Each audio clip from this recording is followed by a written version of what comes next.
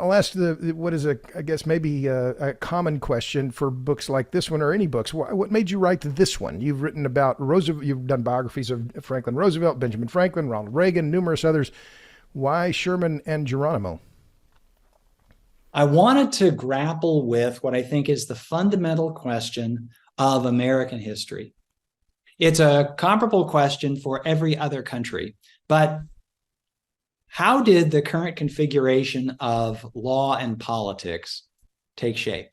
So for every square inch on Earth outside of Antarctica, the ground, the land is claimed by some sovereign government. And the question is, how did that sovereign government get control of that land? And I've read enough of history, I've observed some history, to know that it almost always is a result of conflict. To put not too fine a point on it, somebody wins a war. Maybe they won a war a long time ago. One of the reasons you and I are speaking English rather than Anglo-Saxon is that William of Normandy came across the English Channel and injected a bunch of French into Anglo-Saxon. So you can explain a lot. And the current context, the current political configuration of the world seems permanent to those of us who are in the middle of it. To when it's our generation, we think, okay, this is what it's leading to. Now, if you step back and think, nothing's permanent, things will change. But in the case of the United States of America, the United States has controlled the territory within the boundaries of the United States now for almost a quarter of a millennium. So we're coming up on the 250th anniversary of the American Declaration of Independence. So I wanted to know, how is it that this one group of people, we Americans, came to control this territory? And I cast it in long historical terms, what I call the War for America.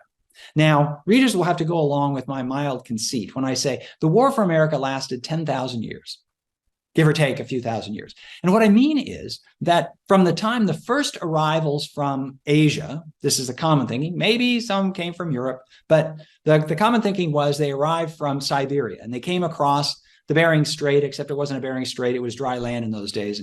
And lately anthropologists and archaeologists have been kind of revising that. But basically, people came from Asia to America. And within a short time, they were competing for control of the best areas of resources. So one might think, when the first arrivals come, there's so much land, they'll all just get along as good buddies. But no. There's always one river that's best for fishing. There's always one hunting ground that's best for that. And we humans are a competitive and sometimes belligerent race. Yeah. And we fight.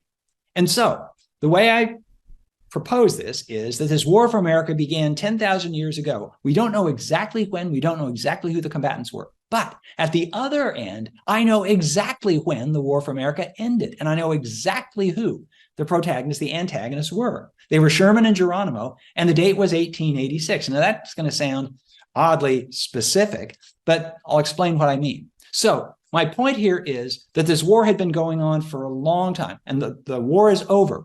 Who will give the law to the territory that winds up becoming the United States of America? And there were hundreds of competing groups until it finally came down to these last two. The last two were the Union Army under William Sherman and Geronimo's band of Apaches.